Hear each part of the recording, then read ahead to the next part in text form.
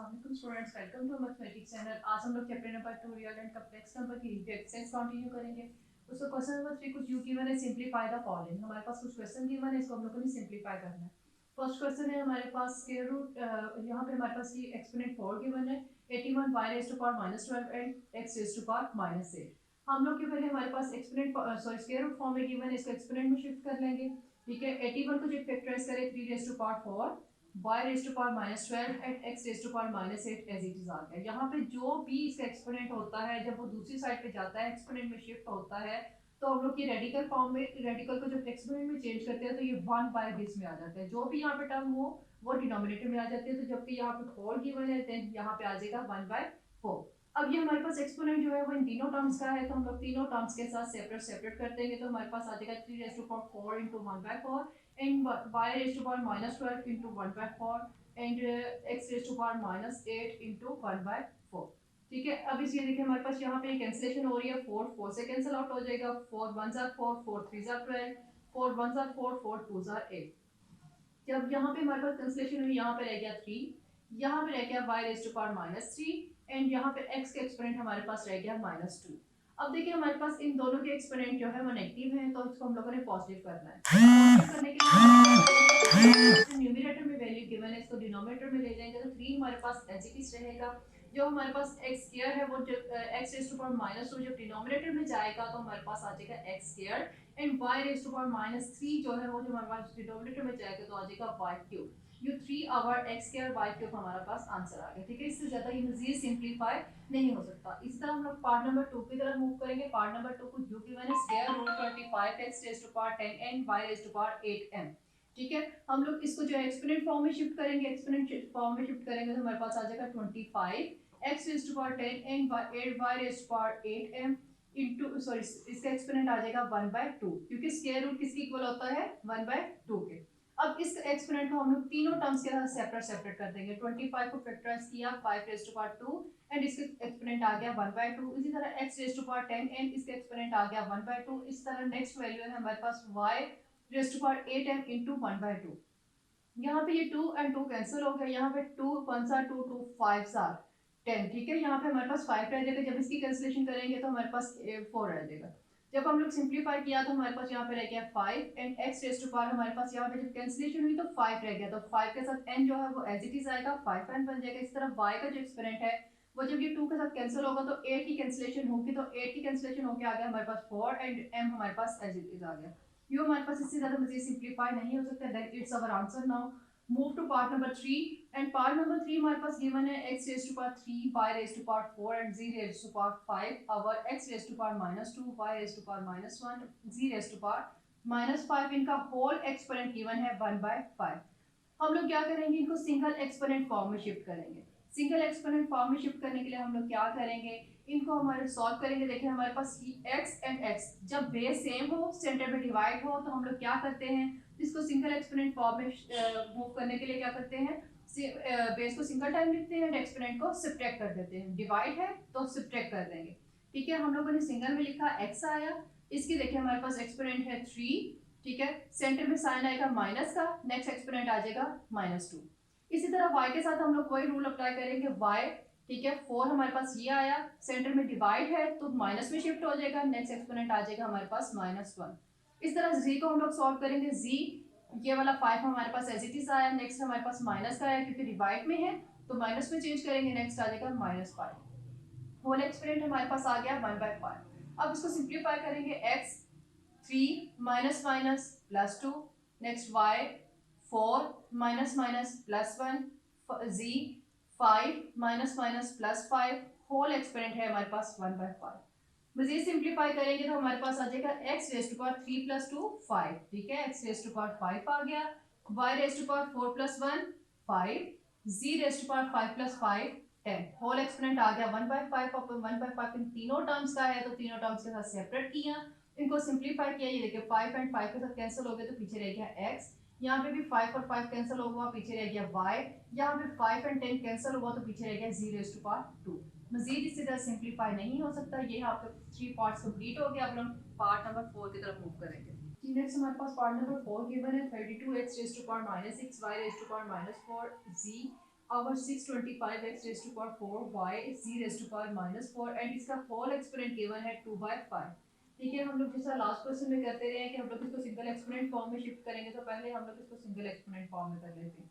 32 को फैक्टराइज करेंगे तो हमारे पास आ जाएगा 2 रेज़ टू पावर 5 एंड 625 को जब हम लोग फैक्टराइज करेंगे तो हमारे पास आ जाएगा 5 रेज़ टू पावर 4। अब हम लोगों ने x को जो है सिंगल एक्सपोनेंट में मूव करना है, तो हमारे पास आ जाएगा x रेज़ टू पावर -6, ये वाला आ जाएगा। ठीक है, डिवाइड है तो डिवाइड को चेंज करेंगे हम लोग माइनस में एंड नेक्स्ट हमारे पास ये वाली टर्म आ जाएगी +4। इस तरह y का है हमारे पास आ जाएगा ये -4। ठीक है, डिवाइड चेंज हो जाएगा माइनस में, नेक्स्ट इसका एक्सपोनेंट 1 वो हमारे पास यहाँ आ जाएगा। नेक्स्ट आगे c की बारी है, हमारे पास इसका जिसका कोई एक्सपोनेंट नहीं होता उसका 1 होता है, तो यहाँ आया 1, सेंटर में आया माइनस, नेक्स्ट एक्सपोनेंट आ गया -4 and whole exponent as it is given. ठीक है, नेक्स्ट आ जाएगा 2 raise to power 5 over 5 raise to power 4 x raise to power -6 plus minus -4 y raise to power -4 plus minus -1 यू z आ जाएगा 1 minus minus +4 whole exponent 2/5 as it is आ गया।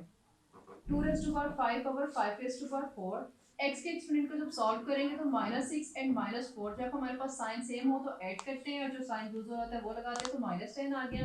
u y का एक्सपोनेंट हमारे पास -5 आ गया एंड z का एक्सपोनेंट 5 आ गया एंड होल एक्सपोनेंट हमारे पास 2/5।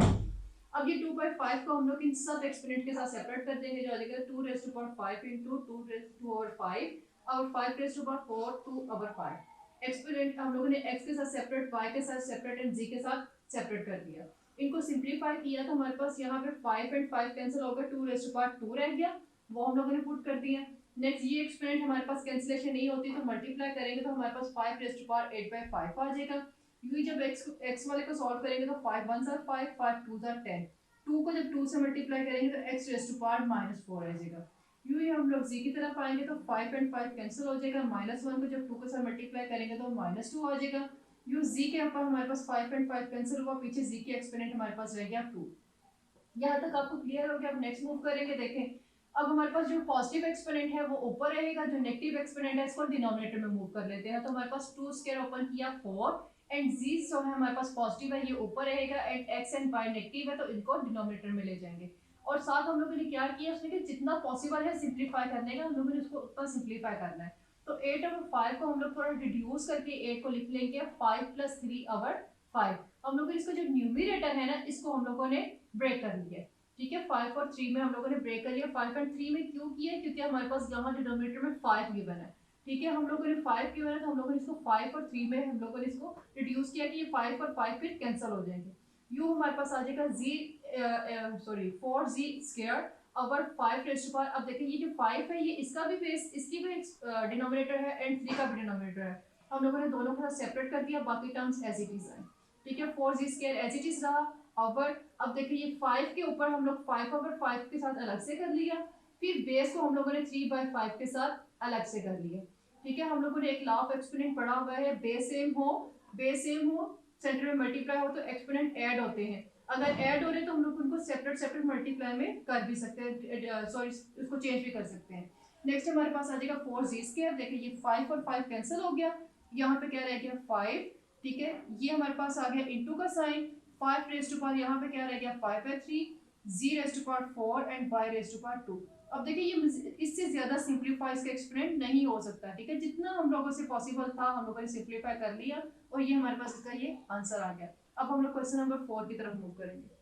जी नेक्स्ट क्वेश्चन नंबर 4 हमारे पास गिवन है, सिंप्लीफाई 216 का एक्सपोनेंट है 2 over 3 multiply 25 raise to power 1/2 over 0.04 raise to power -3/2। हम लोगों ने 216 को फैक्टराइज किया तो हमारे पास आया 2 raise to power 3 multiply 3 raise to power 3 and इसका एक्सपोनेंट ऊपर एज इट इज लेकर नेक्स्ट 25 को फैक्टराइज करें तो हमारे पास आता है 5 रेज़ टू पावर 2 और इसका एक्सपोनेंट एज इट इज आ गया।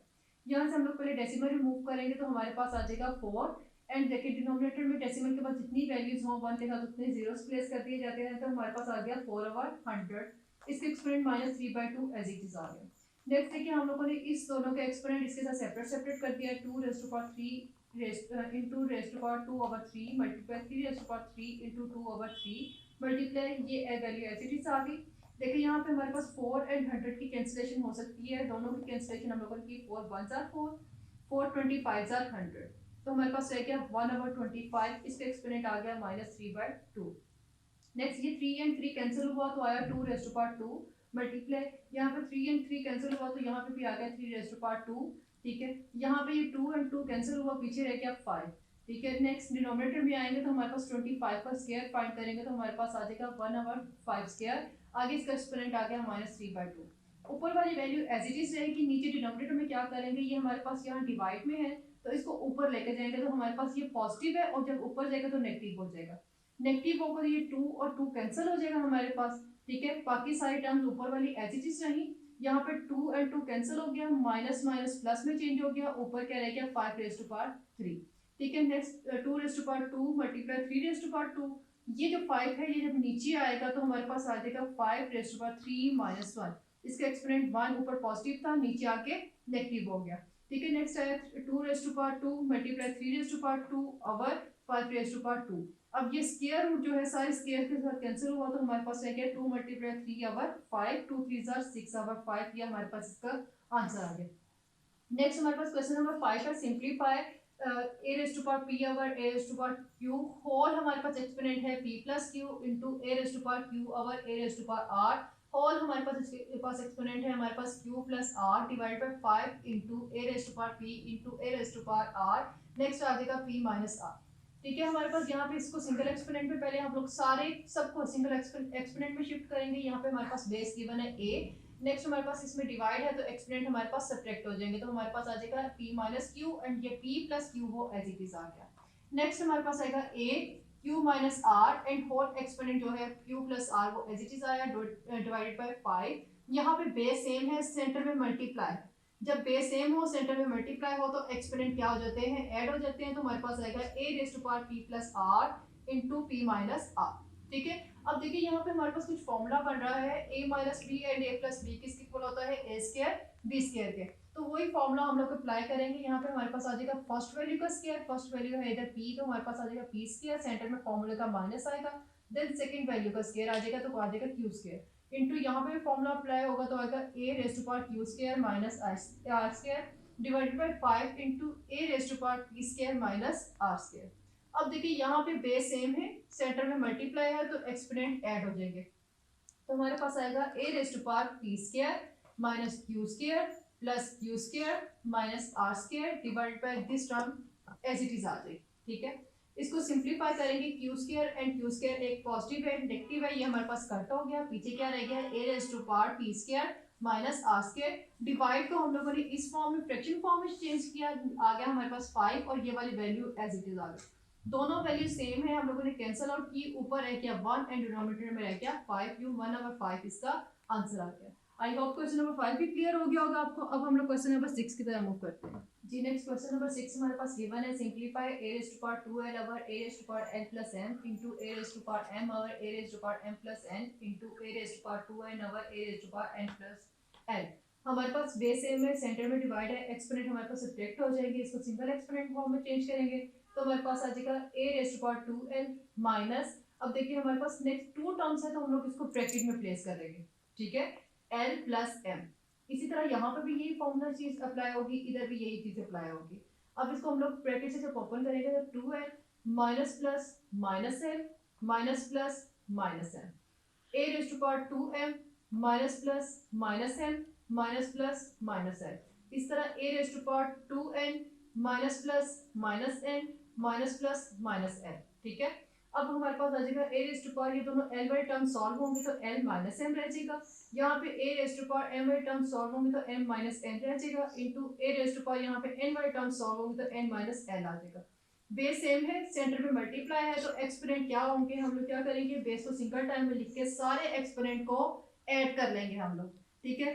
जब हम लोग एक्सपोनेंट को ऐड करेंगे तो हमारे पास आ जाएगा l माइनस m, ठीक है, बेस को सिंगल टाइम में लिखा, ये एक्सपोनेंट आएगा l minus m plus m minus n plus n minus l, ठीक है। ये l और l से कैंसिल हो गया, एक पॉजिटिव है एंड एक नेगेटिव है, यहाँ पे minus m and plus m ये भी कैंसिल हो गए, minus n and plus n cancel हुए, पीछे रह गया a रेज़ टू पावर 0। किसी भी बेस के हमारे पास एक्सपोनेंट 0 हो तो वो 1 के इक्वल होता है। ये क्वेश्चन नंबर 6 हमारा कंप्लीट हो गया। अब क्वेश्चन नंबर 7 देखिए, हमारे पास गिवन है square root 3 a raise to power l over a raise to power m multiply square root 3 a raised to power m over a raised to power n multiply square root 3 a raised to power n over a raised to power n। देखिए इन सब के हमारे पास cube root है, हमारे पास सबके पास हमारे पास cube root given है। इसको सिंगल क्यूब रूट पे जब शिफ्ट करेंगे तो हमारे पास ये सारी टर्म्स मल्टीप्लाई में एक सिंगल क्यूब रूट में आ गए। अब ये देखिए a raised to power n a raised to power n से cancel, a raised to power m a raised to power n से cancel, a raised to power n a raised to power n से cancel. जब ये सारी terms cancel हो जाएंगी पीछे रह जाएगा 1। ठीक है, अब जब 1 का क्यूब रूट फाइंड करेंगे तो हमारे पास वो 1 ही आता है, क्योंकि 1 की जितनी भी कोई भी एक्सपोनेंट आ जाए तो रिटर्न हमारे पास 1 ही आता है। तो 1 का जब क्यूब रूट फाइंड करेंगे तो हमारे पास 1 आ जाएगा। ये हमारा क्वेश्चन नंबर 7 भी कंप्लीट हो गया। आई होप आप लोग के एक्सेस नंबर आपको चैप्टर नंबर 2 कंप्लीट जो है वो समझ आ गया होगा। अगर कहीं से भी कोई भी इशू आप हमें कमेंट सेक्शन में पूछ सकते हैं। हमारे वीडियोस एंड हमारे चैनल को सब्सक्राइब करना मत भूलिएगा।